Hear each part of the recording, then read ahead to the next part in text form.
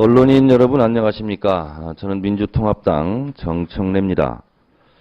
오늘 얼마 전에 제가 대정부 질의에서 밝혔던 소위 문화권력 균형화 전략이라는 그런 청와대 문건이 실행이 되어서 실제로 이 부분에 대해서 엄청난 국민적 분노를 자아내고 있습니다.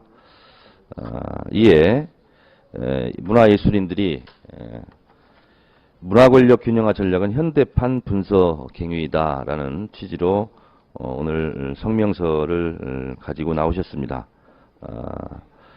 오늘 오신 분들을 잠깐 소개해드리도록 하겠습니다. 우리 유명하신 정지영 우리 영화 감독님 나오셨습니다. 그리고 문건에도 자주 등장합니다. 전 문화예술위원회 김정은 위원장님 오셨습니다. 그리고 신학철 우리 화가 우리 선생님 오셨습니다. 그 다음에 원용진 문화연대 집행위원장님 오셨습니다. 양기환 스크린쿼터 문화연대 이사장님 오셨습니다. 그리고 숫자는 적지만 잘 조직되어 있다라고 평가를 받은 민예청 사무총장님 우리 전미영 총장님 오셨습니다. 네, 그러면 성명서를 낭독하시죠.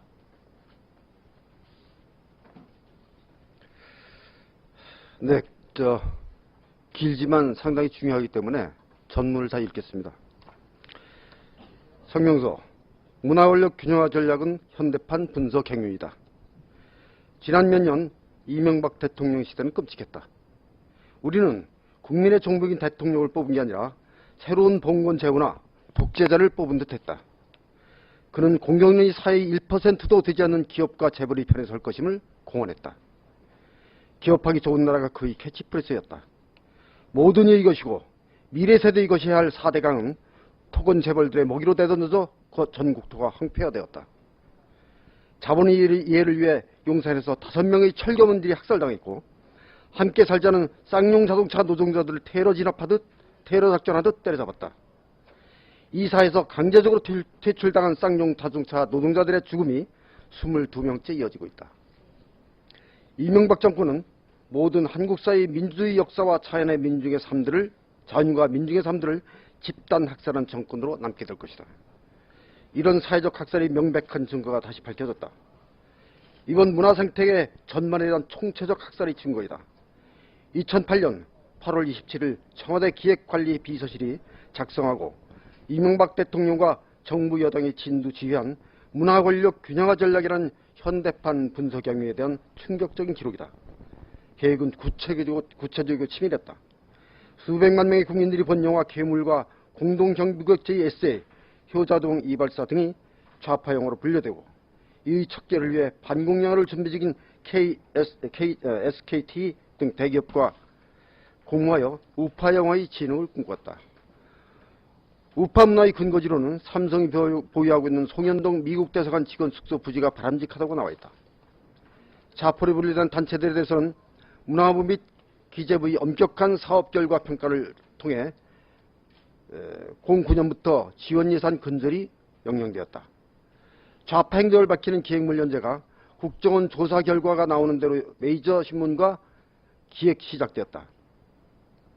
대중가수들인 정태춘, 안치환, 전인권, 윤대현, 김씨 등과 만화가 박재동, 강풀, 문학인들인 황석영, 조정래, 고은, 백낙정, 신gen빈 등 구체적인 학살 명단이 작성되었다. 명단에 기명된 김정은 한국문화예술위원장, 김윤수 국립현대미술관장, 황지우 한국예술종합학교 총장 등은 잘 알려졌듯이 끝내 척결당했다. 영화진흥위원회 등에 근무하고 있는 많은 수의 좌파 실무자들 역시 체계적으로 청산당했다. 잘 알려졌듯이 이러한 기획 진행을 위해 이명박 정권 초기 민예총과 스크린쿼터 문화연대, 한국독립영화협회, 문화연대, 한국작가회의 등 수많은 문화예술 단체들이 관계기관들로부터 부당한 내사와 협박, 재정지원 중단 등의 탄압에 시달려왔다. 이런 현대문화 숙청의 배후와 몸통이 BH라는 것도 소상히 나와 있다. BH는 민정수석실을 통해 인적 청산 작업을 지속 감시 독려해야 한다. 무슨 말이 더 필요할까? 이것은 국민들로부터 위임된 행정기관의 수장과 정부 여당의 역할이 아니다. 이것은 범죄다. 사회적, 역사적 범죄 행위이다. 사상과 표현, 창작의 자유를 보장하고 있는 대한민국 헌법을 국가 수장과 정부 여당이 총체적으로 공모해 유린한 반사회적 범죄 행위이다. 공평무사해야 할 공공기관인 문화관광부와 기획재정부 등이 특정한 정치적 목적을 가지고 민간단체들을 사찰하고 탄압한 국정유린의 범죄다. 더더욱 강화할 문제는 국내 문제는 특별한 경우가 아닌 한 개입해서는 안 되는 국정원이 다시 국내 민간인 사찰에 전면적으로 나섰다는 것이다. 그것도 한두 명에 대한 정치적 보복행위나 부당한 사찰을 넘어 문화예술계 전반에 대한 사찰과 탄압이었다는 것은 도저히 묵과고 넘어갈 수 없는 중대한 사회적 범죄 행위이다. 이는 박정희, 전두환 등 전시대 독재자들이 했던 군사 쿠데타를 통한 헌정유린, 내란 음모만큼이나 끔찍한 사건이기도 하다. 사실 이 사건은 신창현 살인사건이나 안양 초등학생 살인사건을 비롯해 며칠 전에 있었던 제주도 올레길 성폭행 살인사건 등 어떤 정신 파탄자나 멘붕에 의한 충격적인 민간인 살인사건보다 더 엄중하게 다뤄져야 한다. 문건에 보자면 단기간의 좌파 척결을 위한 전쟁을 하기보다는 이라는 무서운 계획이 나온다. 전쟁이라니. 정세가 그러니 전면적 전쟁을 택하기보다는 건전한 우파의 구심점을 신진 세력 중심으로 조직화한다는 말인데, 그렇다면 정세에 따라서는 국민들을 대상으로 전쟁도 불사할 수 있다는 말인가? 도대체 국민 일반을 대상으로, 그것도 한 사회의 공긴 문화예술인을 대상으로 전쟁을 떠올리는 이런 무시무시한 청와대는 과연 누구의 정부인가? 삼성과 현대, SKT와 공모해 반사회적 범죄 행위를 기획 집행한 대통령과 정부 여당은 도대체 누구의 대통령이며 정부 여당인가? 누구의 대통령이며 정부 여당인가? 우파만을 위하고 좌파는 인적 청산하겠다는 그들 앞에서 히틀러와 일제의 홀로코스트와 제노사이드의 끔찍한 비극과 참상이 떠오르는 것은 왜일까? 이에 우리는 우리 문화예술인들과 문화예술단체 전체는 우리의 문제를 떠나 이 문제가 한국 사회의 민주주의와 문화 및 자연상태계에 대한 총체적인 범죄 행위를 명백히 하고 할 수 있는 모든 방법을 통해 엄중한 역사적 사회적 책임과 처벌을 물을 것임을 공개적으로 천명하고 상식 있는 모든 민주시민들의 동참과 참여를 바란다. 한 사람을 죽이면 살인자가 되지만 수많은 이들을 죽인 쿠데타의 주역은 영웅이 된다는 잘못된 역사의식을 바로잡는 계기로 삼을 것이다.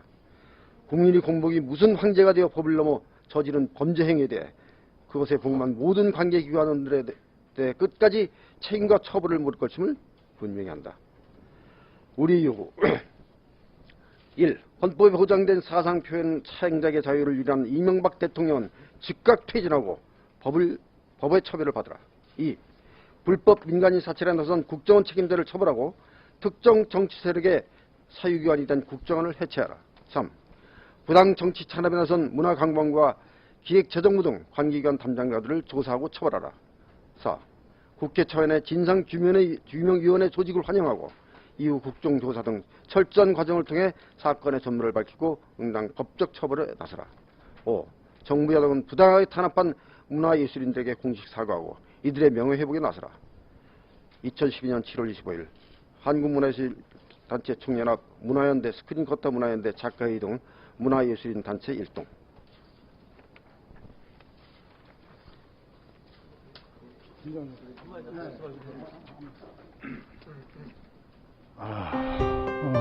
언론인 여러분들, 저는 4년 전에 한국문화예술인 예술위원회 위원장을 했던 김정원이 올시다. 이 4년이 지난 지금 그 아물었던 상처가 다시 스물거리고 되살아나고 있습니다. 여기 이 문건이 그 문화 권력 균형 균형화 전략 이렇게 돼 있는데, 이 문건은 다른 말로 표현하면은 문화예술인 학살 전략이 옳시다. 어떻게 하면은 이 척결 정도가 아니고 우리 땅에서 자기네들이 좌파라고 낙인 찍힌 문화예술인들을 어떻게 하면은 없애버릴까? 이 히틀러 시대에 히틀러나 괴벨스가 했던 그런 무시무시한 학살 전략이 바로 이 문건에 다 나와 있습니다. 4년 전에 제가 위원장으로 있을 때는 어렴풋이 청와대 지령이 곳곳에 좌파 척결을 위해서 활동하고 있는 것을 감지를 했습니다만은 이렇게 아주 엄청난 문건이 존재하고 있었다고는 생각하지 못했습니다. 여러분들도 아시다시피 문화예술에는 사실 좌파 우파가 없습니다. 예술은 특히 살아서 움직이는 생물과 같이 스스로 변화하고 예술인들에 의해서 변화를 항상 모색하고 있는 것이 문화예술 생태계입니다. 이 생태계를 구태여 구분하자 그러면은 진보와 보수가 있을 따름입니다.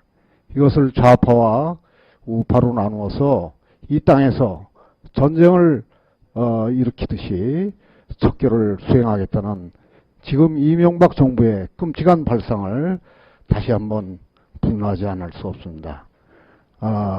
이 책임을 우리들이 문화예술인들 전체의 이름으로 끝까지 규명하고 사과를 받아야 하겠습니다.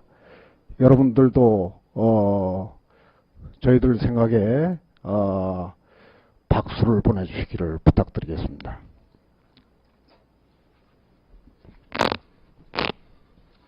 예, 스크린커터 문화연대 이사장을 맡고 있는 양기환입니다. 저는 개인적으로 3년 전 악몽이 다시 생각이 납니다.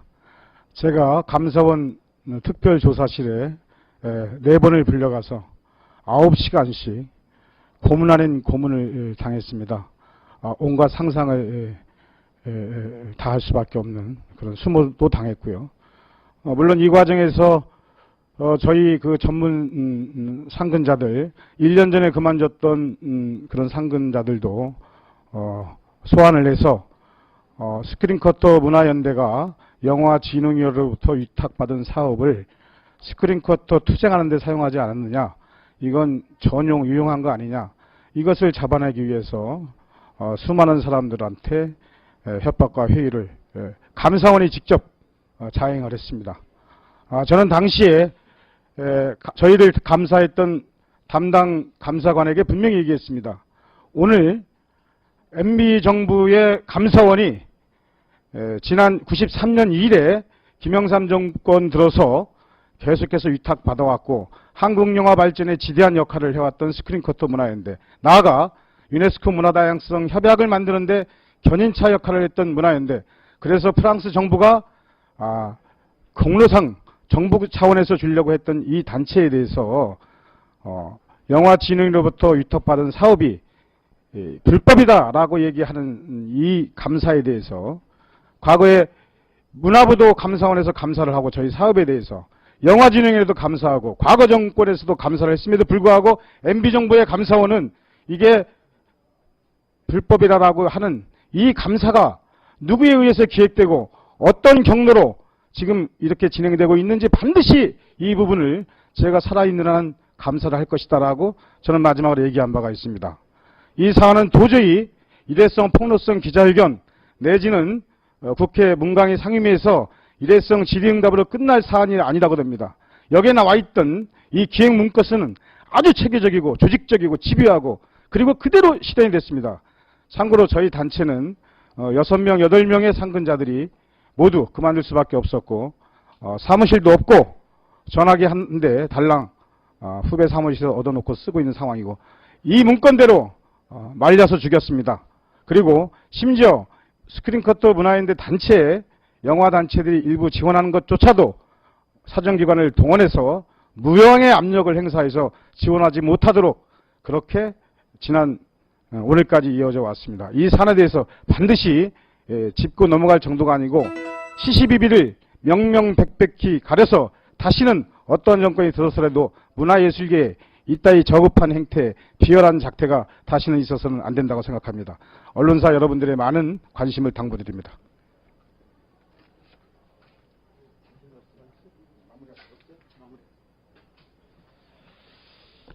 예, 우리 이 절절하게 외치는 우리 대한민국 문화예술인들의 생명을 여러분들이 지켜주십시오.